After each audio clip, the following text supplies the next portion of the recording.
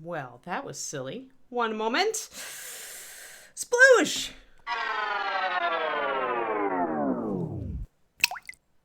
Hello, good morning, and welcome back to the Friday edition, aka second or third or fourth or even fifth Monday for some of us, of Reaper Pro Tips. With me, your host, Anne, and in the beach party of our lives, or at least of this show, I think Quindy's probably the DJ. John's, he's catching a wave, and Justin is buried in the sand. Hi, everybody.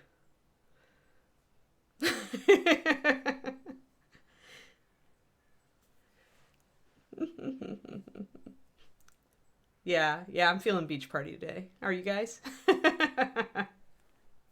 Oh, dear. What a day already. Well, it's okay. It's an okay day. I'm saying that, but it's not really a day. It wasn't a day until I turned on my stream and suddenly had that happens, by the way, because I use this program to also shoot my videos, obviously, for the Patreon. And I shot a video yesterday, so yay. Better hide your shovel. 1 second. Allergies are real lately. Ugh. Ugh. The state is attacking me. Luckily, not terribly so. There we go. Yay! Yes, hey, I've got a Patreon, guys. You know, I do. I'm so excited because y'all have been bugging me to do a video on transparent models for a long time, and I just shot one yesterday. So everybody who's on my Patreon gets access to that, and if anybody wants to sign up at the $2 level, it's tiny but mighty. That video is just a $2 video, so it'll go up probably today. Hopefully I'll get the time to work through it and edit it and do all that stuff. I'm planning my $5 too, so everything kind of gets flexible. But anyway, yeah. Hey, Brother Raymond, you get to catch the stream. Yeah, and we're almost done with this model. Today is like trying to power through and get a lot done.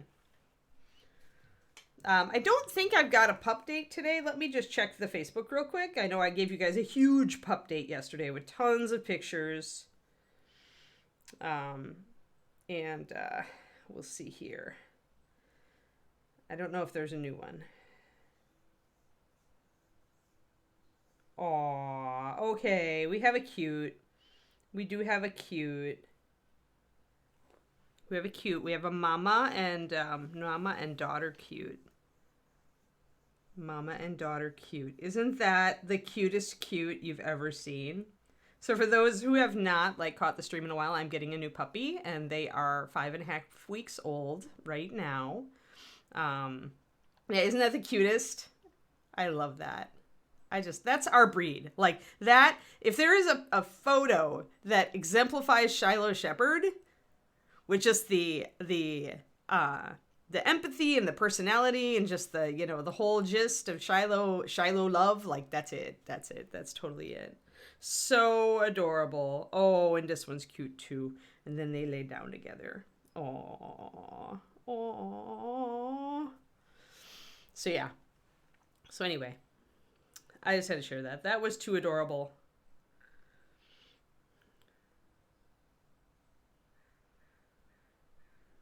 Sweet.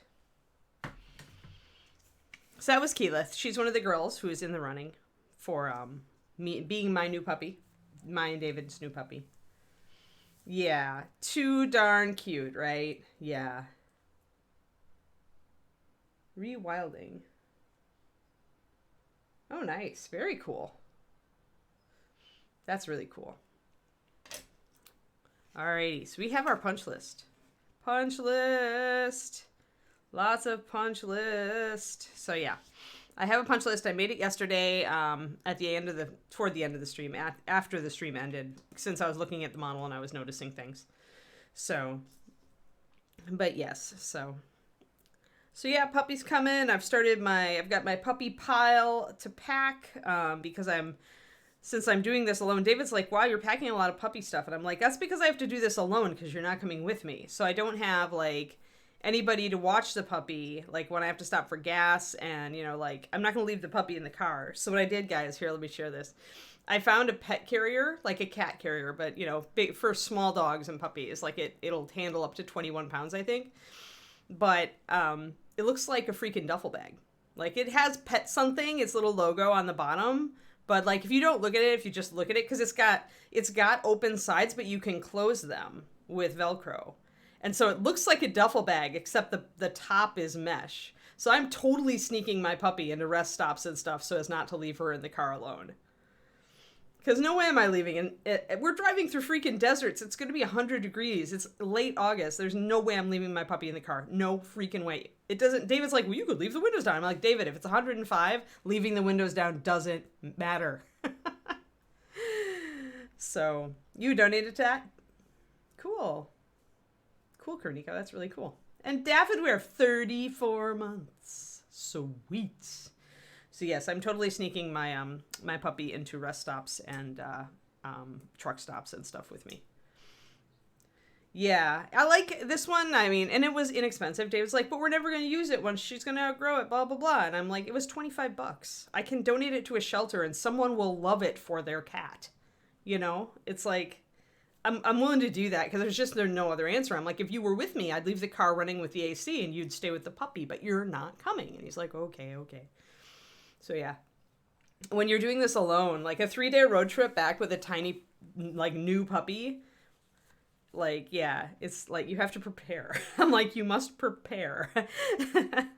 You don't have the luxury of, oh my gosh, we need a blah. I'm going to park at the PetSmart and, you know, like you run in or, you know, although I can take the puppy in the PetSmart, but then, yeah, there's so many logistics things, right, for this trip. All right, let's actually do the gold first, I think. Gonna do the gold first.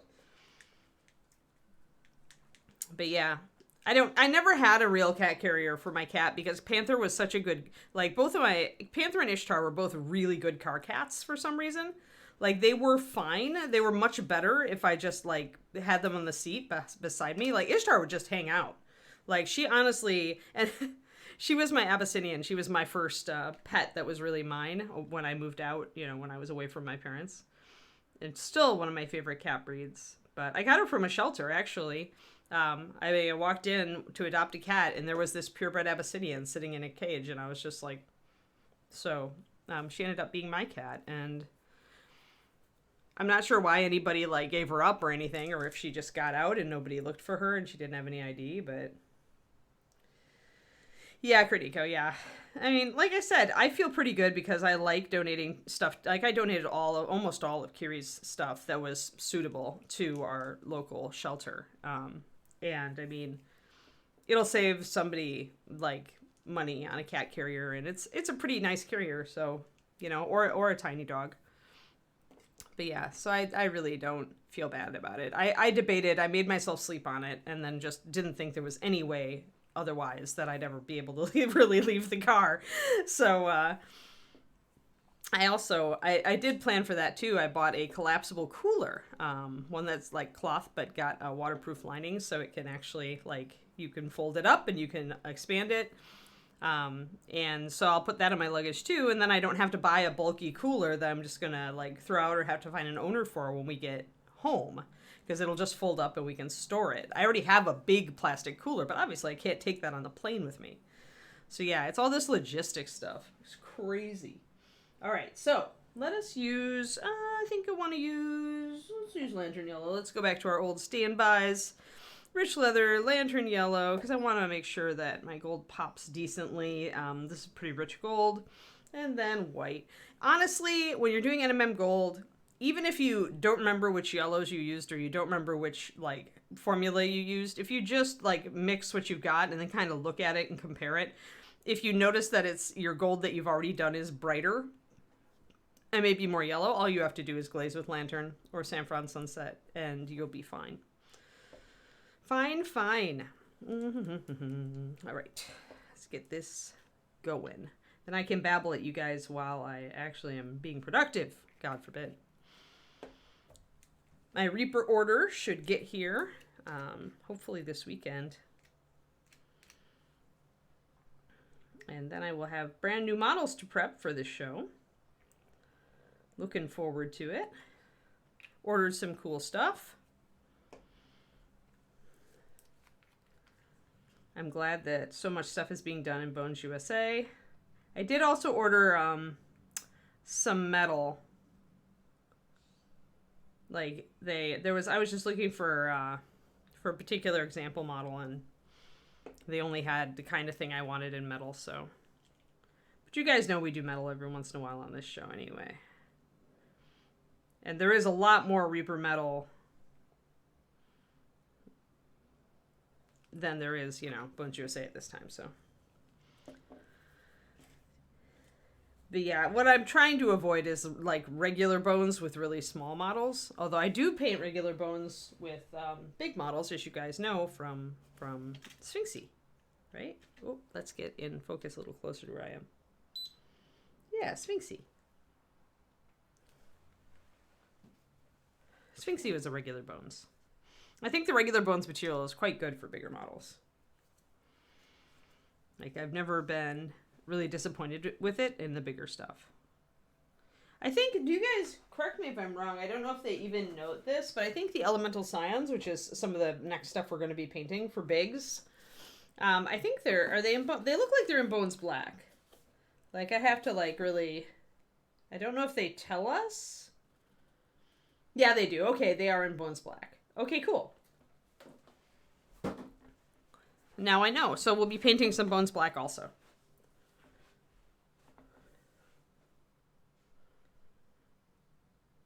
Oh, that's very cool, Agent Marvel. Yay!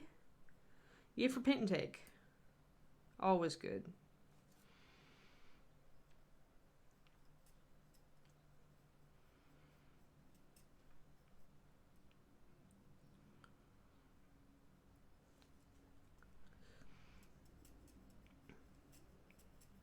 All right, we've got our colors. I'm mixing them up. Let me pop back.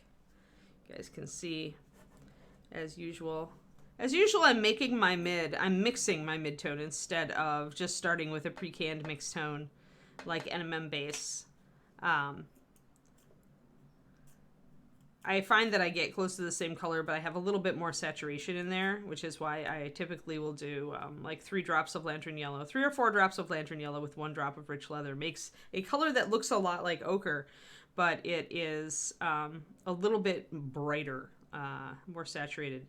So if I want a very rich yellow gold, then I go that way. There are plenty of times where you do want a more muted color. If you're working on a model that doesn't have very bright colors on it, then then the NMM gold is actually much, it'll work a little bit better. But this is a pretty saturated model. This has a lot of bright color on it. So going with a brighter gold makes sense. So when you're choosing your NMMs for things, keep that in mind. Keep in mind that if you're using a lot of bright colors, you probably want to use a brighter gold formulation. And if you're using a lot of muted colors, you may actually drop it down to a brass or bronze kind of gold where it's not got a lot of yellow in it. Actually, David just sent me a picture from Instagram. There are advantages of having a fiance who's addicted to Instagram. And one of them is when he finds a really cool model and he shows it to me, I'm like, oh, send me a screenshot of that. I need to reverse engineer that NMM. Because I don't have a lot of time for Insta on my own. But there was a cool kind of coppery, bronzy NMM that someone had done that I was like, ooh, I can figure out those colors. So that's useful. One reason to sit on Instagram, for those of you looking for an excuse. All right, so we've got to do a couple of gold things here. We needed to get this little, the little line of braid here, and then the little button eyes there.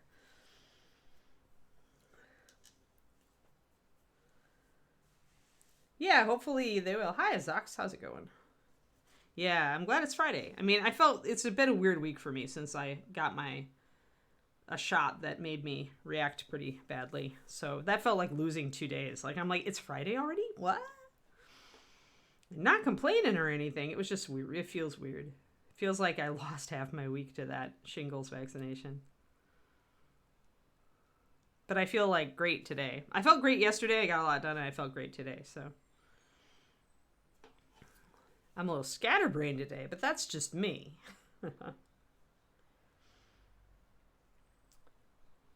I bet you can find somebody to gift it to, Agent.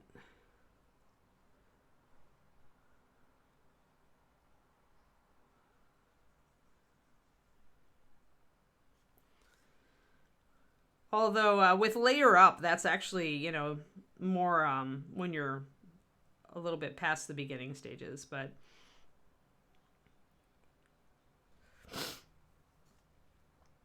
But I'm sure you could either find somebody to do it, or you can keep it, just reorder some models and run it again at some point in the future. It's not like the paints are going to go bad overnight or anything.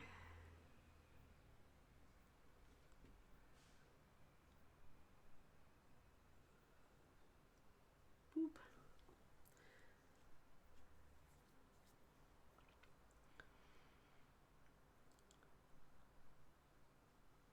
But yeah, especially if it turns out to be popular and if people are like really interested, then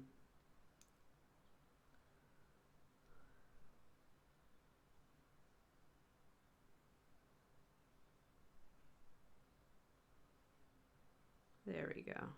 Then you may find yourself wanting it again. All right, so with these simple lines when you're doing gold, so easy. You're really looking at kind of the patterns of the cloth.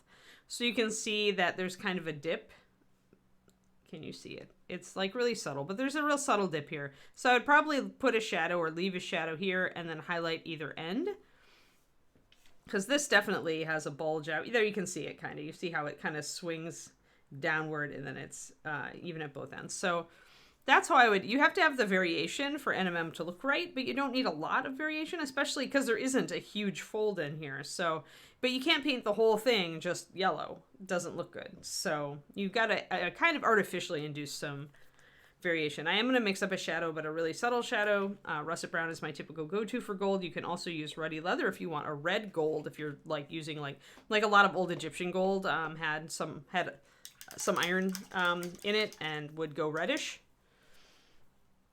Or minerals that made it go reddish. I think iron, but I don't remember. Anyway, their gold wasn't necessarily pure. Like they didn't like.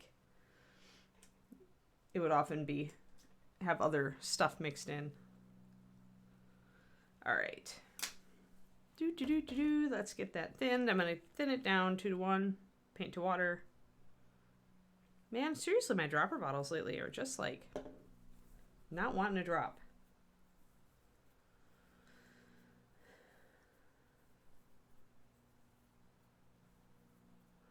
Well, you know, it takes time to grow a thing. ReaperCon took a lot of time to grow Agent Marvel. So the important thing is to keep doing it if you have people interested in it.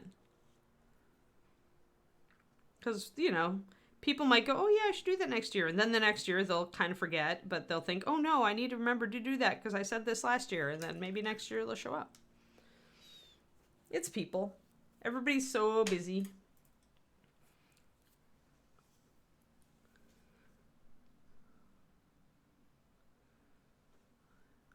Like, I kind of follow the same rule that people like do when they say the average person has to see an ad for a thing or has to notice a thing like 6 or 7 times before they actually buy it. I think that's the same with doing events.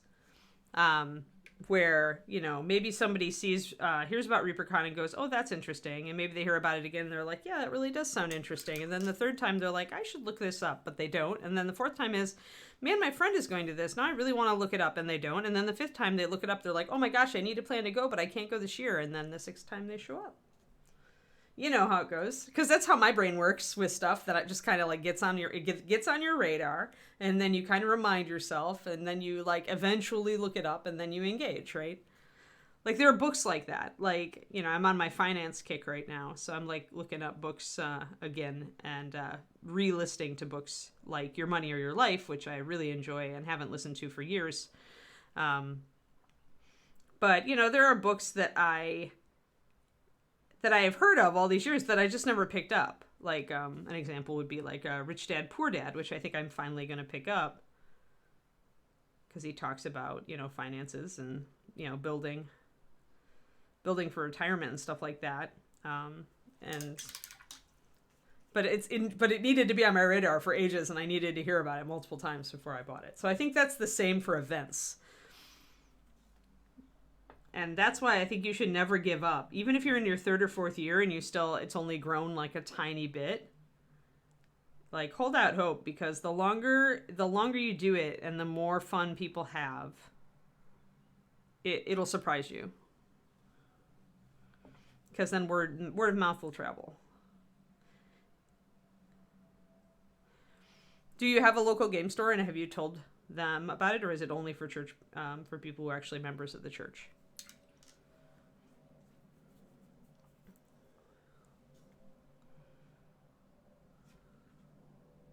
So I'm just kind of bringing it up a little bit on both ends. I am using a stippling stroke because I kind of want to suggest that it's braid kind of like this, but not quite as strong. The best place to find updates on Bones 5.5 is to like make sure that your email is correct, Vivanaqua, because they email them to your inbox, the email that you use for your Kickstarter. Whenever there's an update, I get it in my email, and then if I think I've maybe, accidentally deleted or missed some, I'll go back to the Kickstarter and just read the updates. I mean, that's Reaper is really good about communicating when there is something to communicate. So, but we aren't going to communicate if we've got no new news, unless Ed says, well, we've really got no new news on Reaper Live. So, that's the best. Like, if we've got something to say, we'll typically say it either on Reaper Live and if it's a real update, it'll go on the Kickstarter. I am not the authority, but I think maybe Quindy would agree on that one.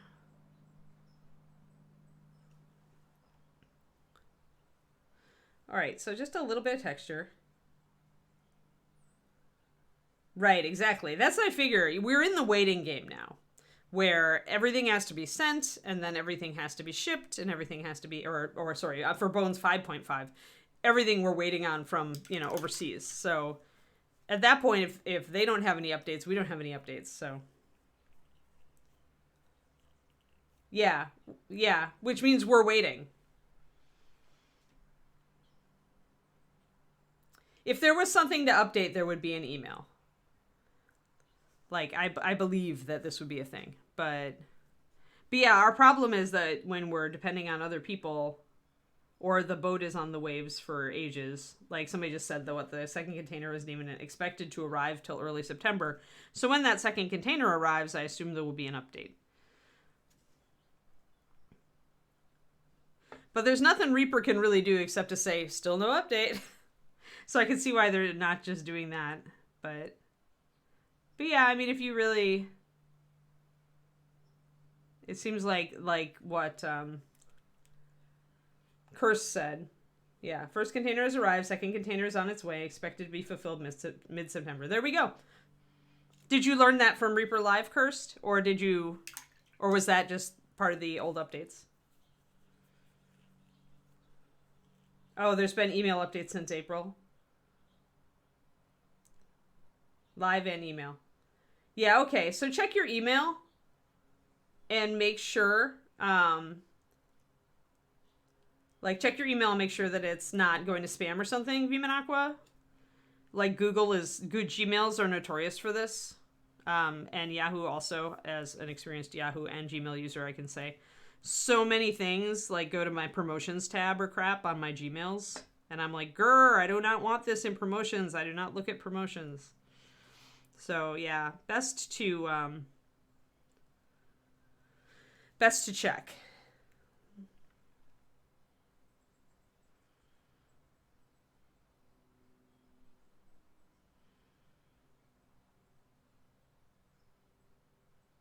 Right. And of course things can be delayed, but I suspect they would update if so. But yeah, it sounds like your email preferences may be getting you there.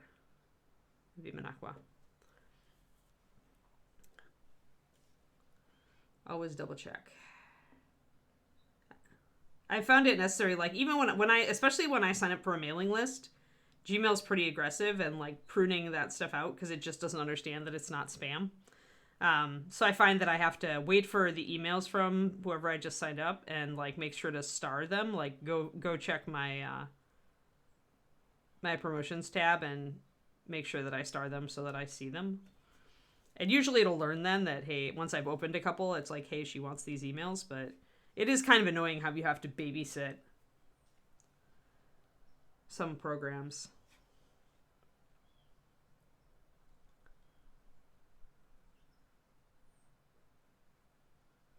I guess the alternative is that all the spam gets through, and then I would be annoyed also. But thank you for the update, Kirst. Thanks for copy pasting that update for us.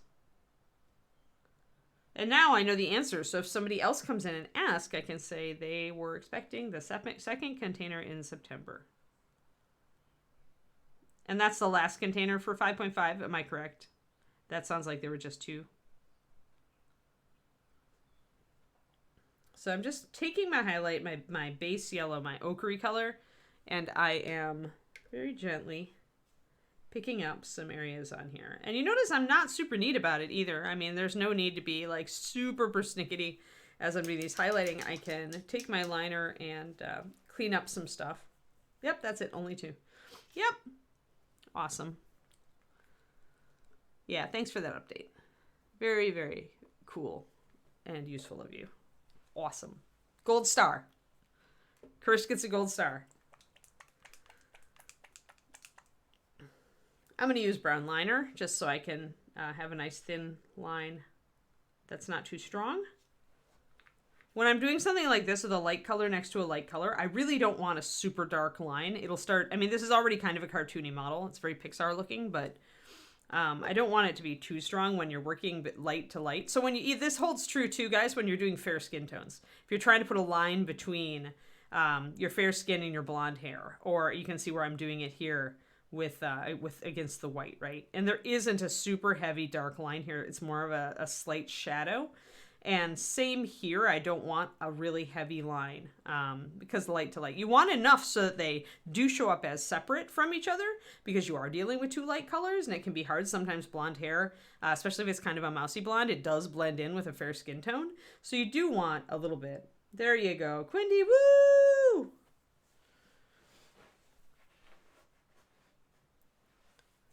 Oh, okay, so forum.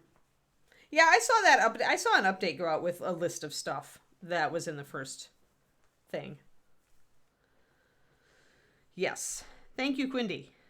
You are a goddess, or you are our DJ. You're our beach party DJ today. So I'm going to do a 2-to-1 because I don't want this to be too strong. Come on now, dropper bottle. Man, why are my dropper bottles so persnickety lately? Oh, so persnickety. Bad dropper bottle, no cookie.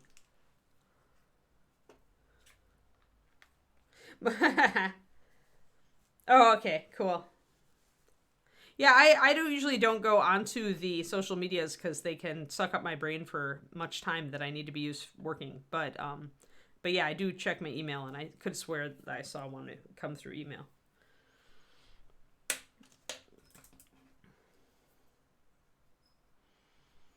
All right, so a 2-to-1 brown liner because I want it to not be super strong. I want to be able to do a real thin line with it so that it's not overpowering. And if I did this with walnut, it would be a lot stronger line. And sometimes you want that, and sometimes you don't. So really depends on your style of how you've been doing the model. So let me clean this up. I just want to make a little bit more of a dark line on the side there, so just bring that out. See, I've kind of got a muddy shadow here too, so I'm going to do the same thing. And this is, again, comes under attention to detail, which is what the final stages of a model are all about, guys. So there is one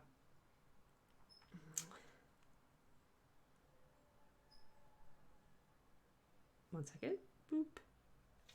So there is something to be said for when you get to the home stretch, just bulling through and just trying to quickly finish everything. But the other thing is, especially if you're like me and you tend to like sometimes you miss the tiny details, like I had totally forgotten this lapel.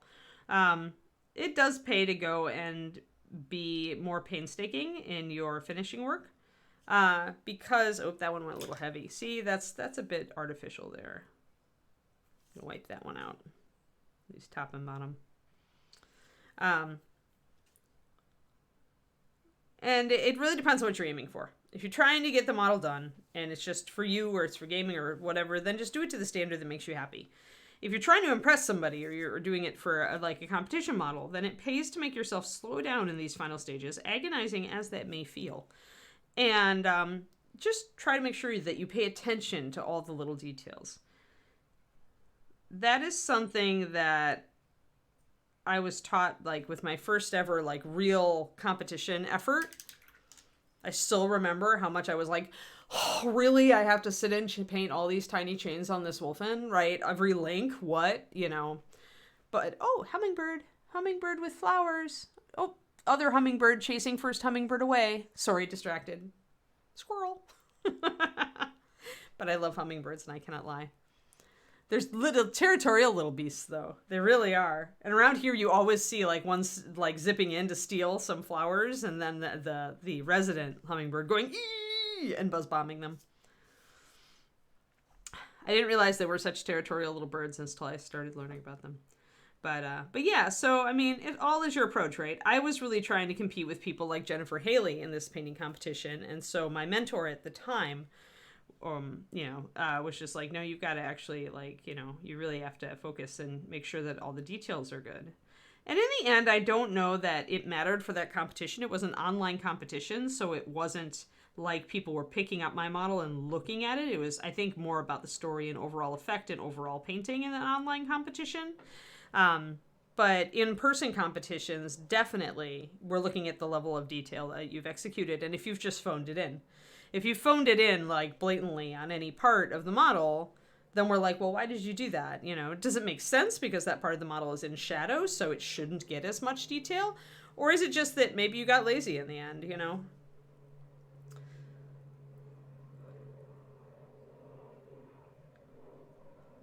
Oh, yeah, totally. Newsletter, ding, ding, ding. But like I said, also, if you have Gmail, make sure that you check your promotions tab and make sure your newsletter is indeed going to you on the front of your your email stream, not in a other tab, your real tab. Because it's a thing. It's a thing that even when we sign up for mailing lists, Gmail will not believe us. They're like, no way did you sign up for a mailing list. You get too much email already. But yeah, Kirst, it is. It's kind of a best practice thing for me. Because I know I can be lazy. Like, oh yeah, on a gaming figure, you bet I'm going to be super lazy and just kind of phone it in on some of the details that really aren't important because it's just a monster, or it's a character that we're just playing with a bit, and then we might switch to another character. I just want the model to look decent at that point. So I won't sit and like make sure that I get all the tiny details unless I'm enjoying the model. But it is, you should do the pass anyway, and then decide if you're really going to put the time in. Like, at least do the pass and practice seeing all the details, and then make a conscious decision. Okay, this is just a gaming model. I'm not going to do it, but I do see what I could work on if I was painting this model for something better. And, I mean, it's not unknown that a model that I start out painting for a game session, I might finish to a higher level for competitions. So, it isn't like it's totally wasted. So there I've got just my little highlights and...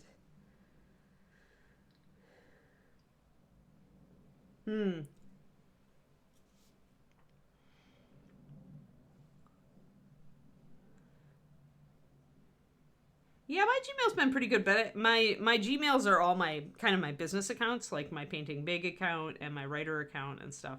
So they aren't really out there, and I don't, they're not my primary email. For friends and family, I still use my old Yahoo one.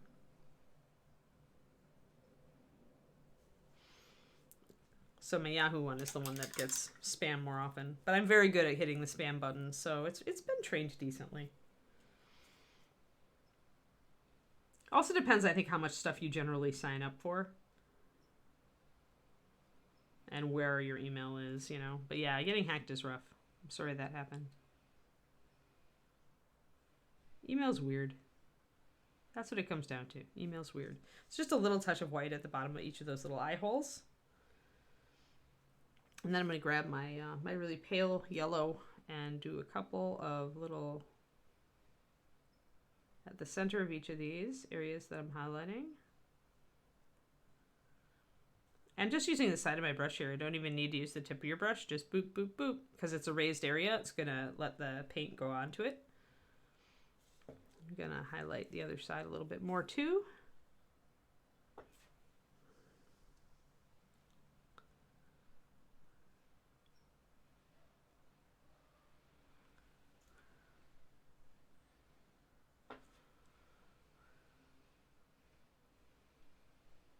I'm super...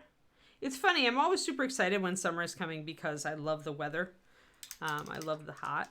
But I also get super excited when fall starts coming because then I get into my writing groove and I like, you know, bust out a bunch of like words and stuff. So I'm kind of excited for fall this year. Plus we'll have the new puppy in the fall. It'll be fun to take her around and start socializing and training her little brain. Do you guys what's your season that you get to do fun stuff in? Like I know a lot of you garden.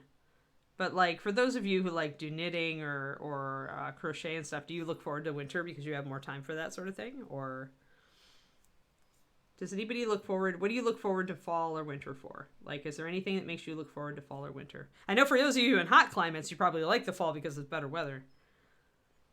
Like I know Arizona, I really love Arizona in the winter. Fall because apple picking, nice.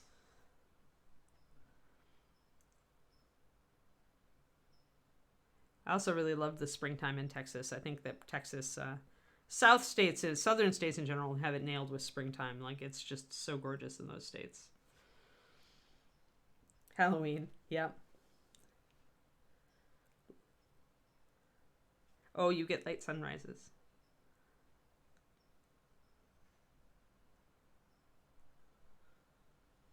Yeah, I mean, we're still in the middle of summer right now, but I can feel fall coming.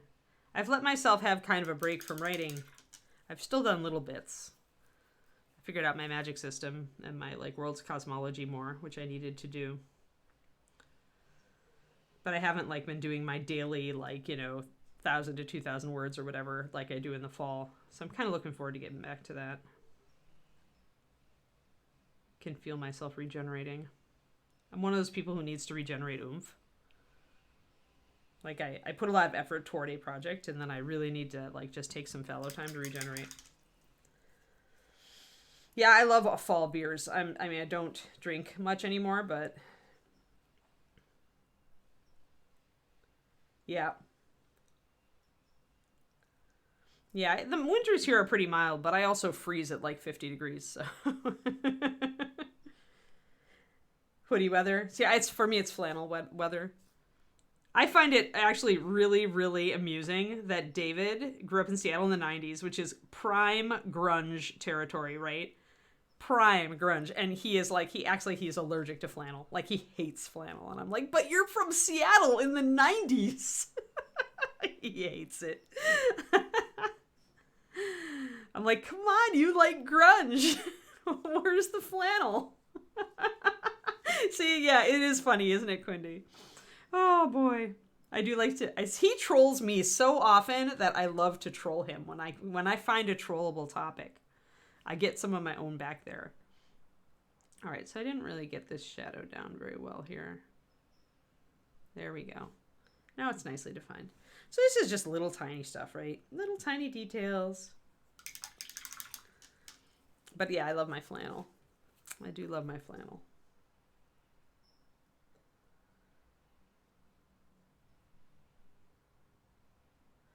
Yeah.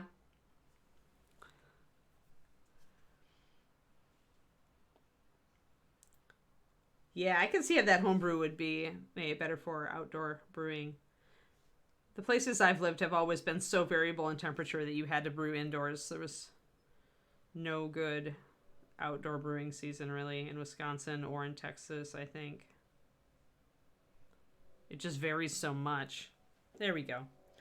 All right, so I put a little bit of highlight on the upper edge of these little eyelets because the light coming down is going to maybe hit the upper side a bit more. Here I just have to double check that I did it right. And yeah, I've got my shadow and there we go. So that's good. Now I'm going to zoom out a bit because we're going to work on this shoulder. As we can see, we've hardly touched it.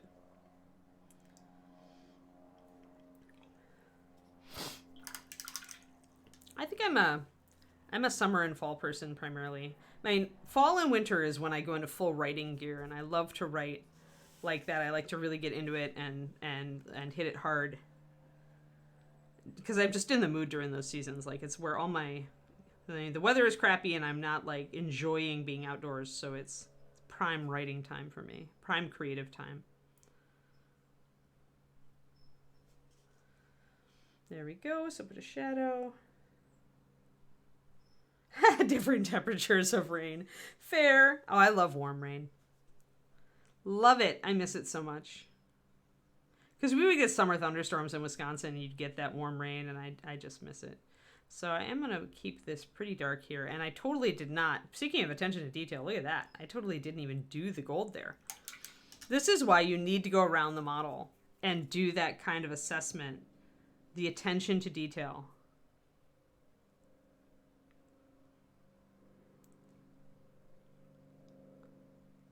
So that you can touch up everything you've missed. So I'm going to keep that pretty dark, but I need to put it there. I've kept a lot of things pretty dark here, but I did bring up a slight highlight here because we did discover that light fell like through the, because the hat is pinned back, right? So light is falling down. And so I do need to tackle it. It's easy when you've got this shadow over the face, and it's it's a pretty hard shadow. But it doesn't necessarily translate down here to the shoulder, and so that's why I had to reevaluate my initial idea that everything on this side was dark. It's not true, so I do need to add even a couple of highlights to the hair here.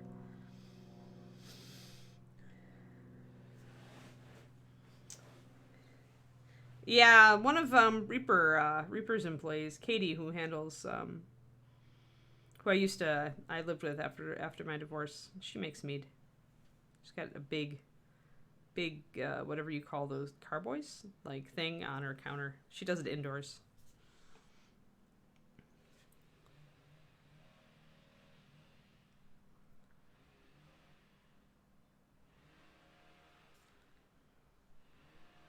If I still drank, I would be interested in brewing. But because my system can't really handle it,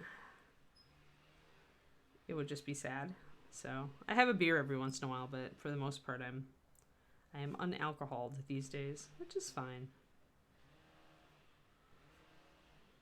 There we go. Little tiny bit of highlight. Here we are under the shadow. Up here we are under the shadow of the hat somewhat, but I want to bring up just a little bit. Just a little. And then a little bit more back here. Just use the base color and just bring up a little bit of texture. Oh, that's a little bit too much.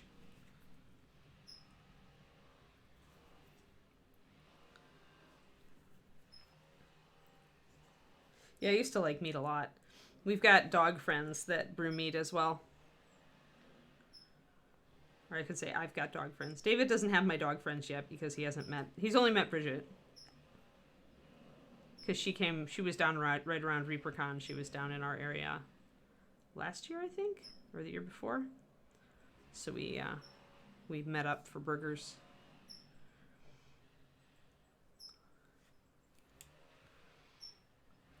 So I warned David that now is the time where I'm going to make him start watching puppy videos with me.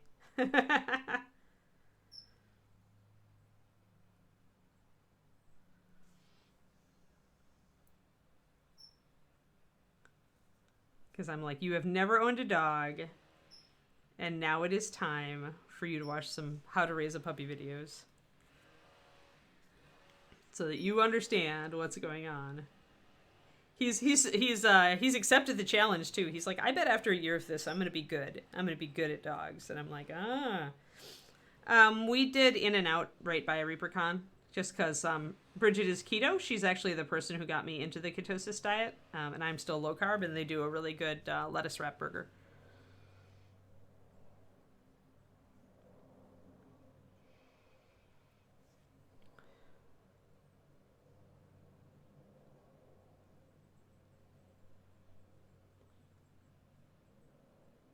We also like Five Guys. Oh, I'm sorry, I'm off camera. I need to back out just a little so it's less hard. But yeah, it was the one right near ReaperCon, so. But yeah, if it weren't for Bridget, I would still be like way overweight. Like, because of Bridget, honestly, because of her encouragement and like her always being patient with giving me lots of information when I had questions, like I would still be 60 pounds heavier than I am today. So that's why I say that my breeder is also one of my besties. Like, she's made a real difference in my life. I think whenever you find people like that, who are going to make a real difference in your life, like, you hang on to them. So now she is the human mama of my puppy too.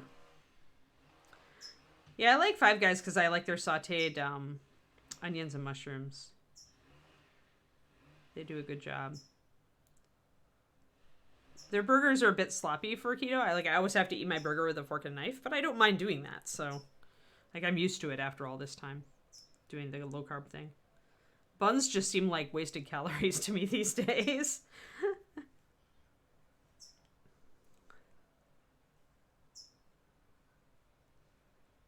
There we go. So a little bit, again, just a little bit of texture that I'm adding in with the stippling.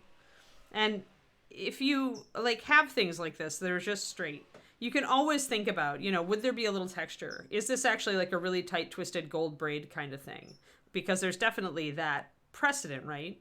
So if you want to, you can introduce that texture just a tiny bit. Just suggest that here with this this cord that they're using to embroider the outside of this button flap fastener, you can suggest that there's a little bit of texture there, and it adds visual interest. It adds a little bit. You're not making a major statement about it, and you're not overdoing it or trying to necessarily draw a lot of the eye to it, but you can at least make it a little more interesting to look at. Oh, I love truffle fries, but yeah, I don't have them much anymore. David's not a huge fan of truffle fries, so that helps me avoid the temptation when we go to a place that has them. But I really like them. There's a great place in Denton that's it's one of our very nicer restaurants, and it's called Hannah's, and they have killer truffle fries. They are definitely not cheap. They're like a real restaurant with real chef, but I love them. David and I usually go over ReaperCon. It's going to be sad that I miss it this year. It's up just off the square a couple of blocks. So usually if I want to suggest a really nice dinner to somebody who's in Denton and having, if you guys are visiting ReaperCon, but you also have an anniversary or a birthday or something and you want to treat yourself to a really, to a foodie type meal, Hannah's is my recommend. There are a couple others, there's Queenie's, which is a steakhouse, but I've had mixed experiences there. Their cocktails are excellent, but I find that the food is good, but is it that good? That kind of thing. But I've found that different people have had different experiences there too. So, and I haven't been for a few years.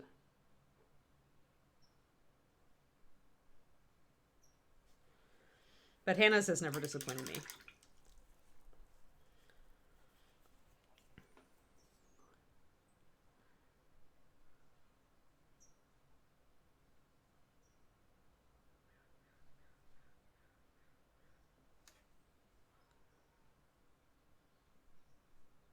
Oh, and the other one is, if they're still, everybody, I think all of these are still open post-pandemic. The other one is, which is more informal and more of a brew house with good food, is Barley and Board. Also, they're directly on the square.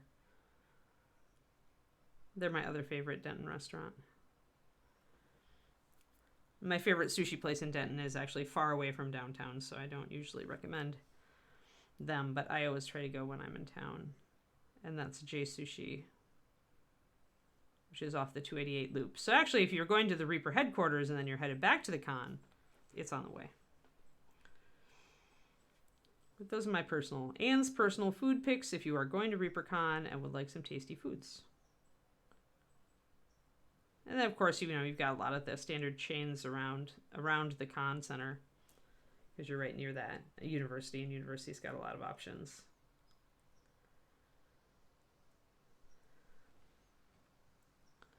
All right, so bringing up a little bit of highlight, more toward the outside, less toward the inside, but I will do a little bit on the inside. That I need to put a shadow in there.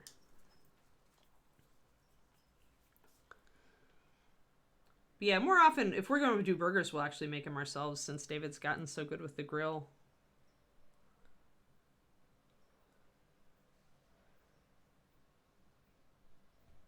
So we're less likely these days to go out for burgers and much more likely to just make them ourselves. Unless we're on the road, obviously.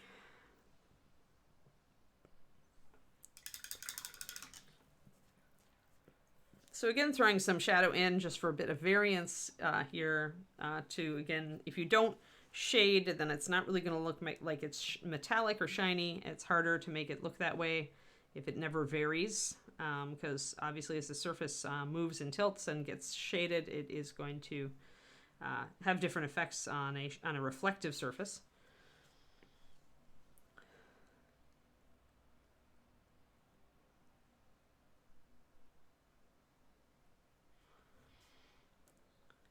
So for this weekend, my goal is to finish Ugly Scarf. Yay! Ugly Scarf only has 3.5 panels left. Although I may toss an extra panel or two on there. Just, I've got to test it and see how the length is.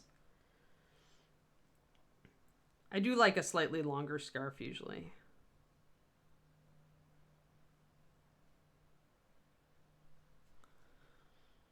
There.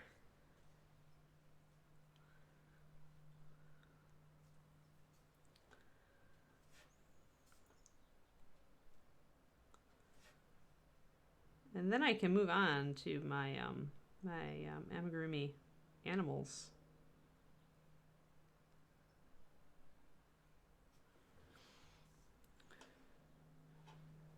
And for those who are tempted to tune in for my stream tomorrow on my Twitch, which is twitch.tv/paintingbig, I will be working on this lady. I got her face tuned up to a point that I really like right now, so and her translucent stockings are reading pretty well, so I'm going to keep working on the purple and probably work on the hair as well.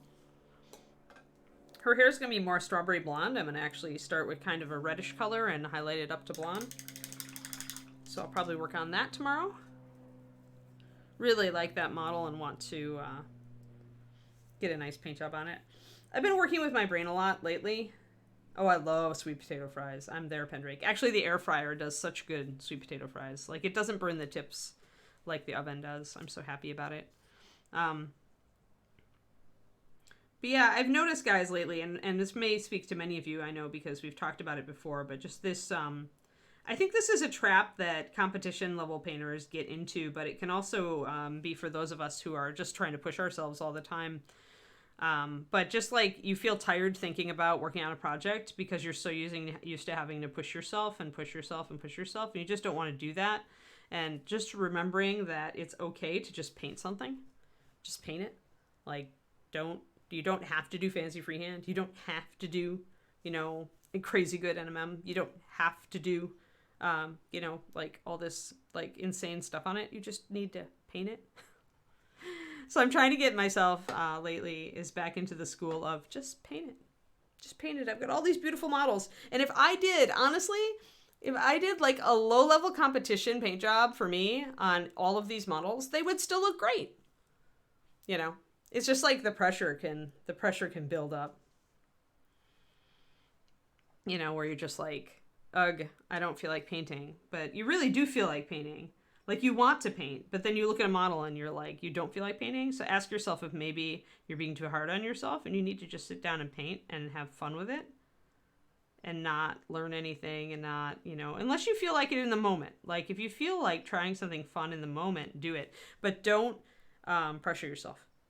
You can really get in a trap where you just don't paint for a while. And I have that happen often. Obviously, this stream keeps me painting, and I'm actually pretty thankful to this stream for that. And my videos and all the everything. But I realized I was thinking of my miniatures collection and I love it. But I was feeling sad because I wasn't working on it as much as I wanted to. So I had to kind of sit down with myself and ask myself, why? Why are you not working on it as much as you want to? So a little self-reflection can really help you figure out what's up with your brain right now. And sometimes it's just that, like, I've let a lot of things, like, take over my evenings, which is typically, like, my painting time would be between, like, 7:45 and 8:45. Like, that's typically, like, if I'm going to make an hour for painting in the evening, that's where it is.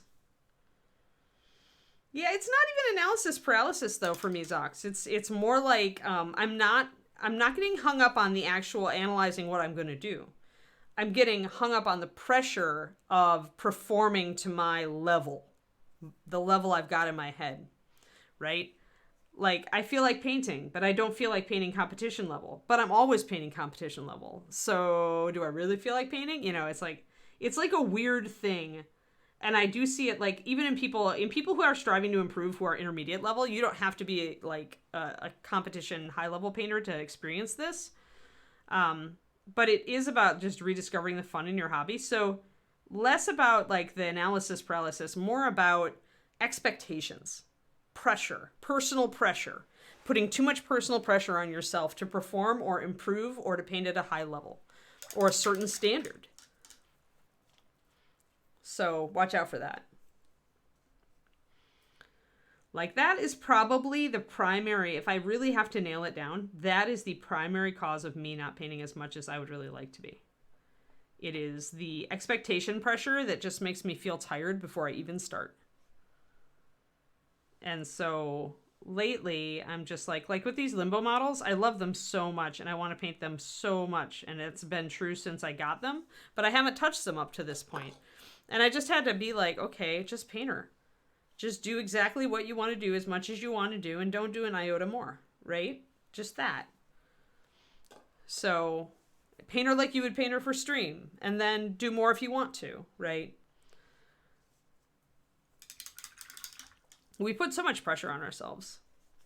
And that's a key and personality trait. It's why I become so good at things I do, so I appreciate that personality trait in myself.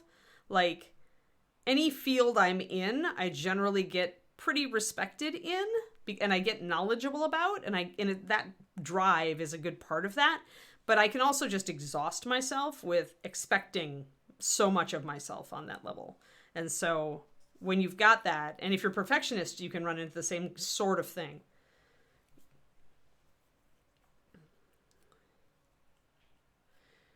Yeah, Roger, that's it. That's it. Just paint it. Paint it. There will always be another mini for you to like get even better at, or to try X or Y at, or to, really push yourself on. But sometimes we just need to paint. We need to zen out and just paint for our sanity. So I was really happy when I sat down and painted last night. Sadly, not much got done on Ugly Scarf because I kind of got in the zone. It's because my knitting is like usually the end of my night, just because it doesn't really take any brain power. I'll put on a podcast or an audiobook, or I'll put on Overwatch games if I'm trying to catch up on the latest season of competitive, and I'll sit and listen, watch while I knit.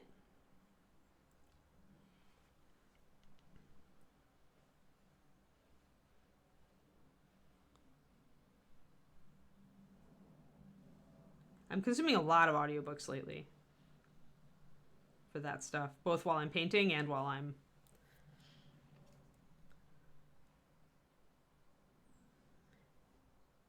Yeah, exactly. And that's a thing, right? Because the more you relax and the more you just let yourself paint, the more you actually, your brain stops being so like tense, and you can just relax and have fun with it. And yeah, you're right. It's going to probably mean you learn more. Counterintuitive, but true. And it's a great side effect of that.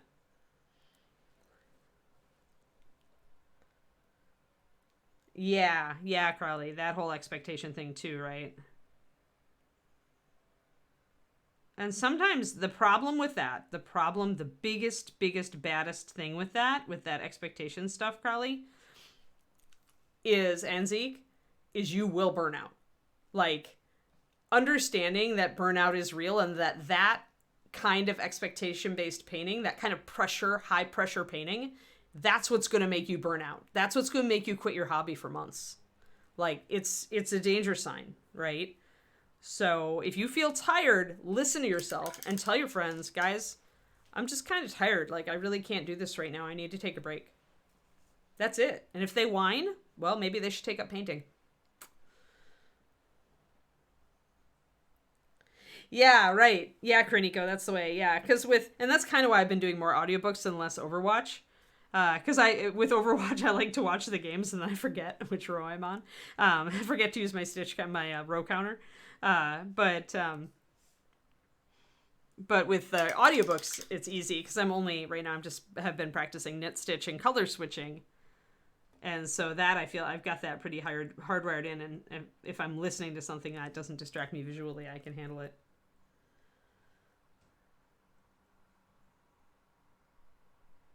That's funny, Thormel. Just as long as you're not using meat as your paint thinner. It doesn't work very well. Too sticky. Too sticky. That was a little dark on that shadow right there for what it is. So I'm going to actually bring it up a little bit with my rich leather. A little bit less.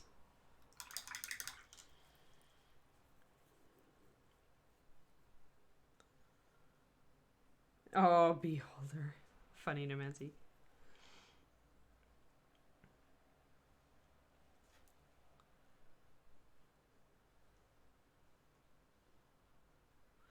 Yeah, do listen to yourself when you start getting tired and kind of like there's the problem is that there's things that are feeding us, right, with that behavior. It's the boost that we get when we put the painted mini on the table and our friends are all happy, right? And we don't want to give that up because that's like a nice dopamine hit. It's kind of like posting on Facebook or Instagram. It gives you that same dopamine rush. But when you go through so much pressure on the way to that, then it can absolutely burn you out. So just be careful with yourselves, peeps. Try to be self-aware of where you are. And weirdly, what you may find, and I've had this happen so many times, I will tell my friends, I just don't have the energy for X or Y. And I can't do it. Not right now. I need to take a break. And they'll be like, okay. And they'll be all understanding. And then like within a day, I'll feel like doing it again. Because guess what? Now there's no pressure. Now I can do it because I want to, not because I have to. And so that makes all the difference. So sometimes telling your friends that, hey guys, I'm not going to stick to a schedule. I'm going to paint if I feel like it, and that's it. That might be the best thing you can do if you're doing like painting for your local game. Oh, funny. A teeny towel. That's adorable, Karuniko.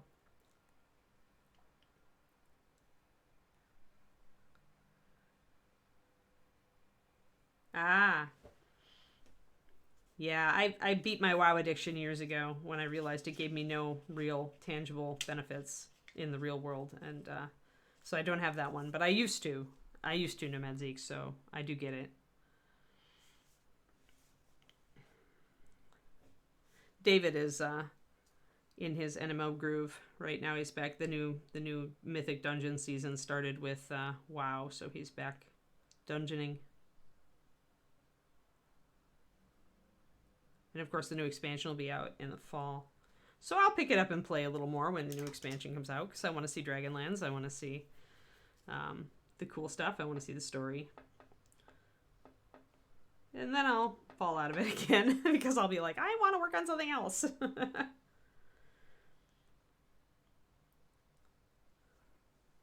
Yeah, depending on the size of your carpet, right? And you could technically crochet with well, no, the hooks aren't small enough. I would say if you could find the teensiest hook in the world, you could crochet with embroidery floss. And that would absolutely, I bet you could do a flying carpet with embroidery floss.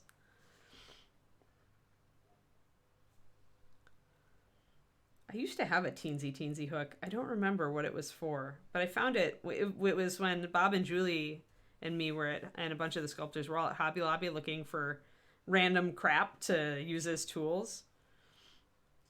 And I found a tiny hook. I don't know if I even have it anymore though. But I know it was out there. I just wish I remembered what craft it was for. What do you think, Kerniko? There's got to be people out there crocheting with embroidery floss, right? To do tiny things? Or something similar?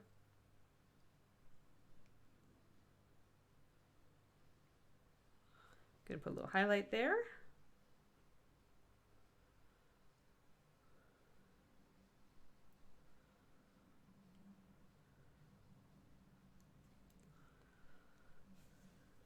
All right, so we've got that nice. That shoulder's looking much better now. Notice how nice and balanced now we look, because we've given that a little texture. And so now it's kind of balancing the fact that we've got a lot of texture over here, right? And this is actually sculpted texture, and that's not. But even with that, the texture that we've put in helps balance the model. You see that? So this is an advantage, guys, to like using, like, just kind of manufacturing, creating visual texture that's not really sculpted on, but still doing it on your piece. If it's got actual sculpted texture, especially on one side, and it doesn't on the other. So definitely a thing to consider. And it's so easy. Stippling is so easy. Like, texture can be a very, very simple thing. And really at that point, it's just remember to thin your paint and to have very little on your brush and to use a brush with a fine tip. Just the same old song.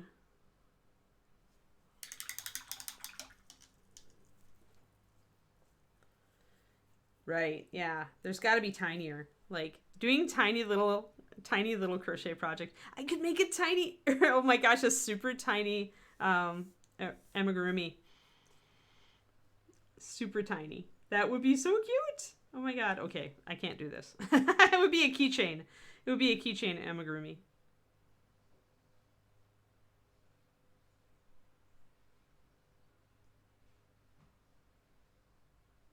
Tiny little stuffed animals. It would be adorable. Like, the problem is I love tiny things, right? Duh. I'm a miniature painter, for freak's sake. All right, I just need to catch a little bit more highlight over on this side, guys. And actually, I need to put a little more highlight. See, this is where we're just going over a checklist. A little more highlight on this back braid here. I'm just going to use my pale yellow for that. I'm not going to use my white. Just want to really pick up these guys right here. Just a little bit more. And again, this is about attention to detail.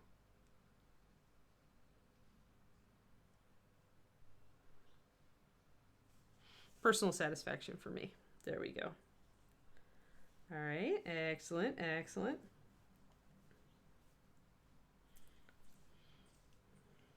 Maybe I will, but I'll have to, first I want to just get experienced with the general size amigurumi. Like, ideally, eventually I'll learn how to knit or how to crochet a Shiloh Shepherd amigurumi, and then I'll be all, awesome. Oh yeah, big ones. Yep. Hey, Tiddly P. Thank you. Yeah, we're touching up our NMMs. We're almost done with this model. I have a punch list that I'm just working on to work through things. So you can see, actually, this is things. Finish or bust, I should have put on the top. So obviously finishing the wool on the hat, so that's a lot of texture. That's the first thing. Kind of in here I'm working from the biggest thing to the littlest things, or the finishing things. Yeah, exactly. Oh, tiny just totally has to be a thing now, Kerniko. So finishing the wool on the hat is going to take the longest. The gold is what we're working on here, because I felt like I could at least do all of it in the stream. Like, saying I could have maybe done all of this on one stream if I just knuckled down and just busted it out. But I realized as I was working on the gold that I wanted to take more time and make it look good. So in that case, I knew it was going to be at least a couple of streams before we finished all of this stuff. But that's fine. That's fine. We're not in a hurry. We want her to look good, right? So then the lace, obviously, because I originally thought there was a heavy shadow here, but there's really not. It's just on the side of the face, and I've still got light falling here. So yeah, so I need to do that. And also a little bit of the lace, again, on the back. There's more light back here than I thought there was, so I need to raise up the lace back here. I haven't added this to the list, but I want to do a little more on the hair, too. So actually, I will add that to my list right now, so I don't forget.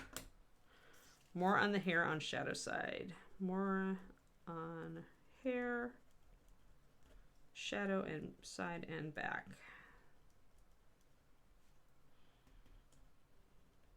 There. Now I've got it on my list. So capture these things as you're working on the model. And then just a general touch up on the bandana. I can see a couple spots I didn't quite hit. And then a general touch up all around, and then finally painting the base black. And after I paint it black, I will put a layer of brush on sealer on it to make it more of a satin finish. Hello, green users. You were making tail for tiny stuffed animals. Oh my god. 'Cause you're cool. Guys are so cool. Bob and Julie are epitome of cool, man.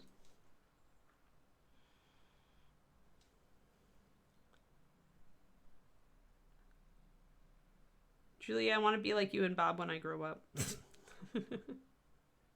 I'm never grown up. What were we kidding? neither of you guys, right? Growing up is overrated.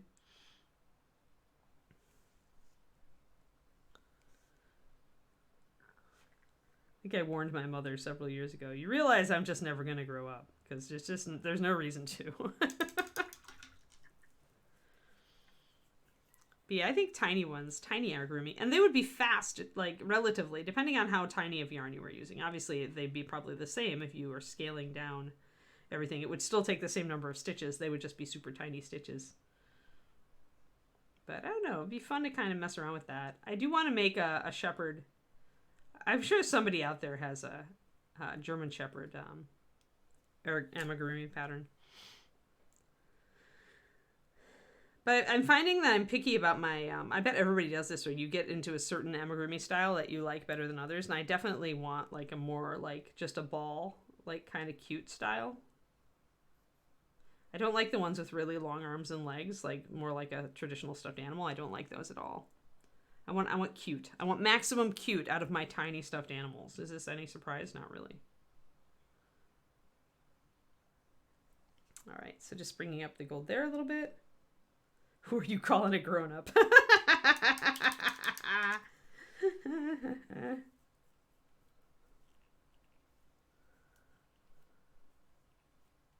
Oh, yeah. Your kitty needs chainmail. Make sure to put, like, you know, like a cloth backing, though, so it doesn't catch under the fur.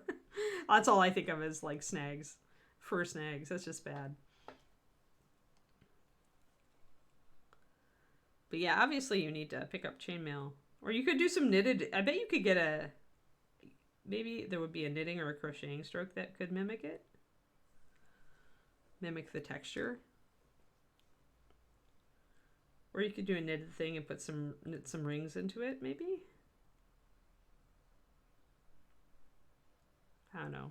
This is all too much fun. I have to stop.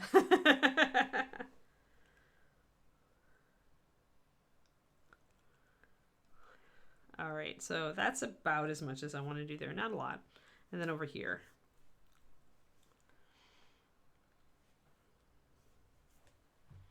And I do need to check about more. Oh. Oh, there's my little girl.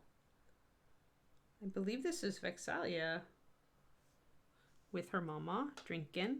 She's such a cutie. Or that's her brother. It's one of the two. It's hard to tell them apart.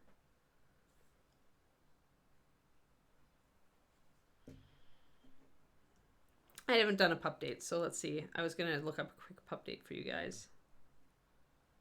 I think it might be Vax.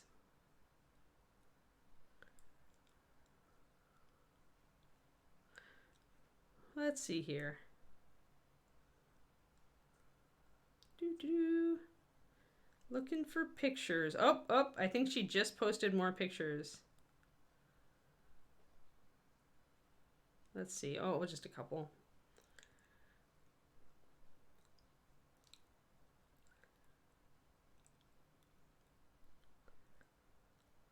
So I showed this picture earlier, but I wanted to show it again to those who missed it, which is the sweets. The sweets. Nick Kitty Mail. So, is so cute. Is so sweet. Such a sweet. Just melty. Melty sweet. So cute. Now let's see what we got. Oh, that's a good Percy pick. Bridget really loves Percy. He's the curly black. The one with the really floofy curly black fur. All of the black puppies, almost all the black puppies have little white chins, and it's so adorable. It really like brings the face out more, right?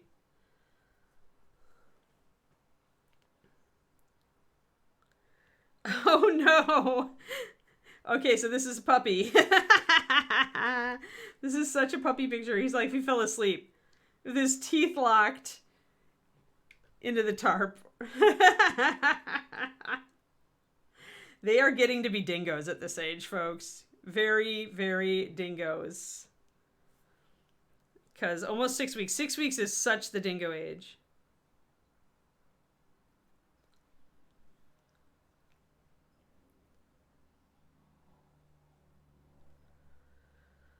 Yeah, Bridget is doing a lot of work.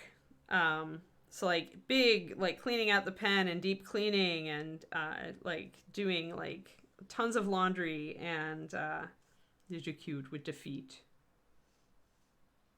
And this one is awesome. They've outgrown the tubes. This is ridiculous. Sometimes raising a litter of puppies is the best photo op ever. Just saying. Let's see. Oh, little meaty bones. She raised them on raw up to this point, and then she's transitioning them to kibble, but they still get little raw meaty bones and treats. Up on a cart now.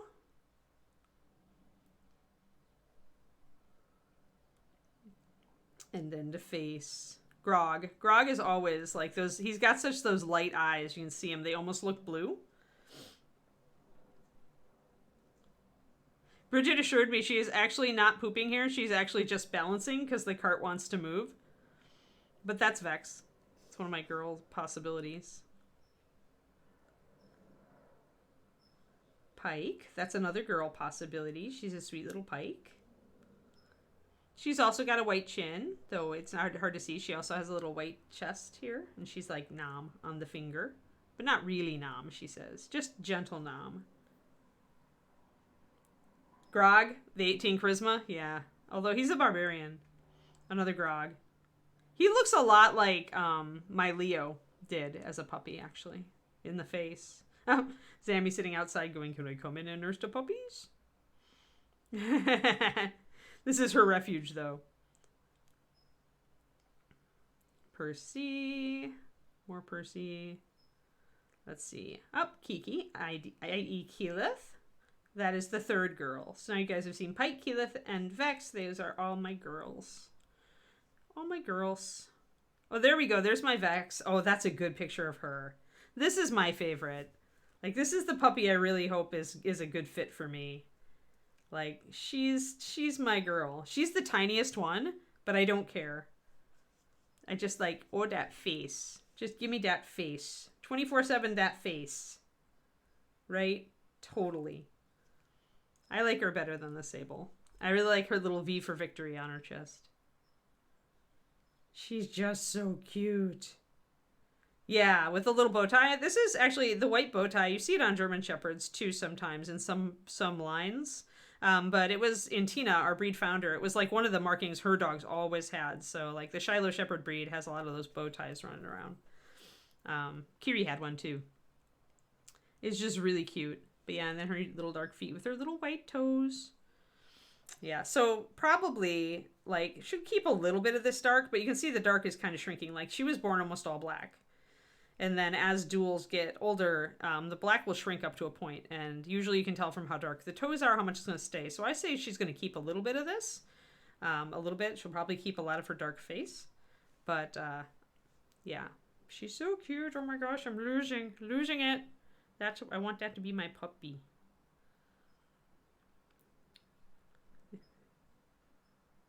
Yeah. She's just a sweetie.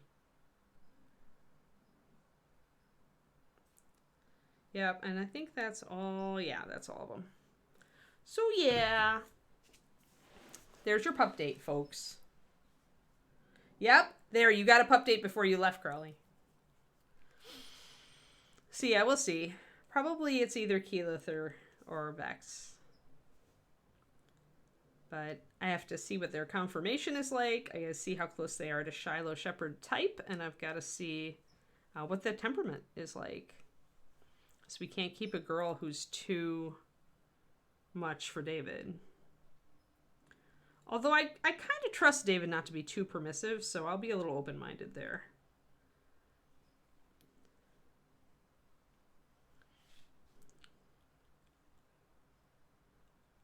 The biggest thing with these dogs, as with most shepherd breeds, is ground rules. Ground rules from day one. If you want your dog to be easy to handle when they're 100 pounds, you got to make sure they know the rules when they're 20 pounds.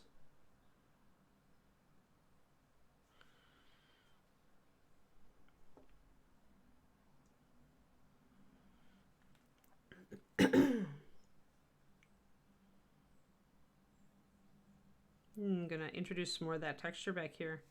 Not quite as much, but a little bit more. But yeah, soon, guys, it's coming up. Like, it's coming up.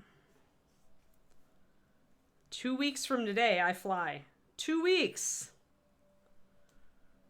2 weeks till I go out to do the evaluation on these pupsters.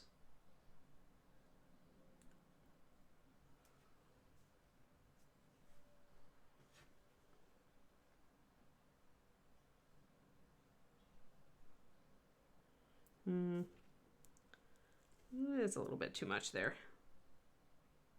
I feel like I want a little texture back here, but I don't want it real strong, so I'm going to scale back a little there.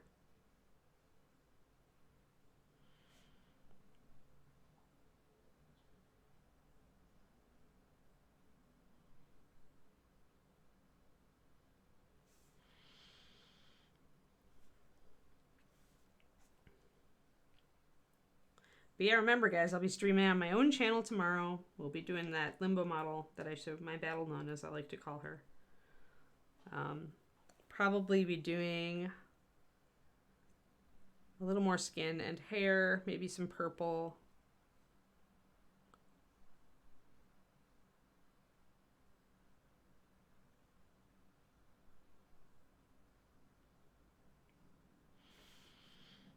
There we go, kind of start bringing that up.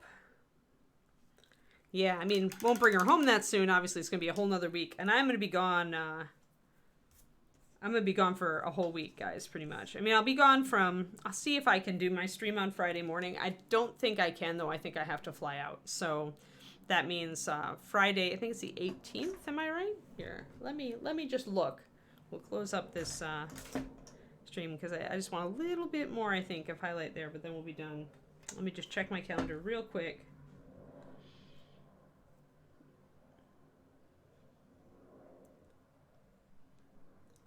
$19th.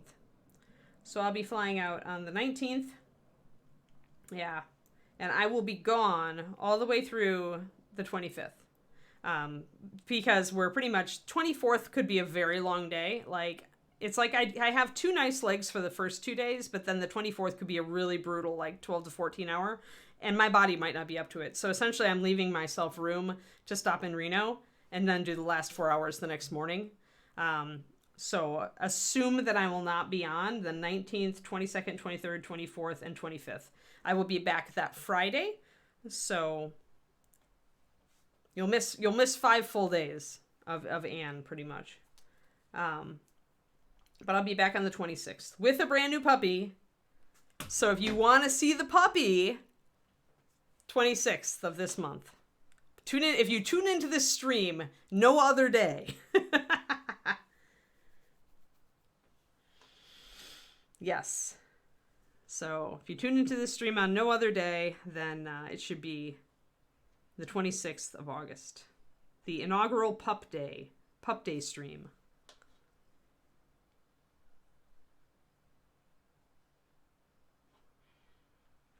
And then we'll find out who it is. We'll reveal. I may do an early reveal on my Discord for those of you who are patrons. You may get early pics from... You'll probably get pictures from the road trip. Like at night when I'm in the hotels.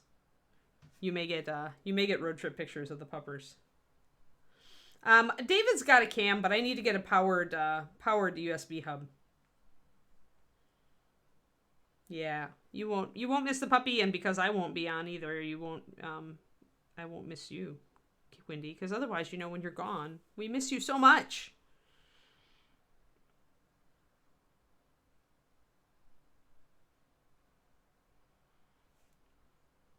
A little bit extra here. If that cuts off too fast, though, I need to blend that in better. But yeah, David's got a C, like 920 or, standard webcam. That's all it really needs to be for the pup cam. So I'm going to steal that because he's not using it. He likes to just use his built-in. When he calls his parents, he doesn't use a camera. So there we go. It's a little bit better. Blend in this a little bit better.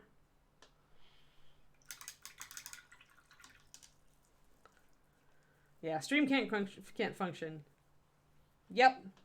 Whoa, we're dragging Justin out from under his rock? Crazy talk.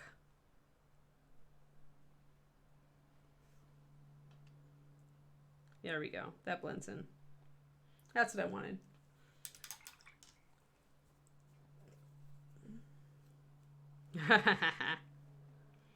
Oh, Rhonda. Fingers crossed.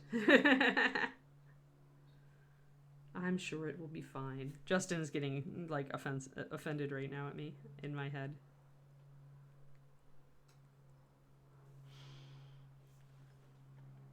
There we go.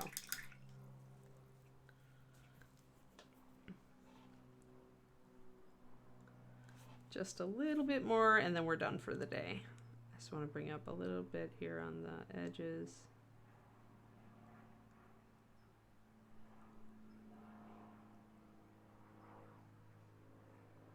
There we go. Yeah. Oh, and I want a little bit more back there.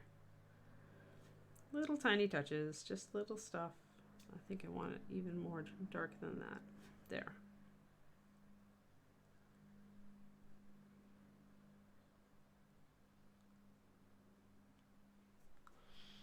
Little bits. Little tiny bits that just show that you actually paid attention. All right, so we ended up really doing a very good job on the remaining NMM.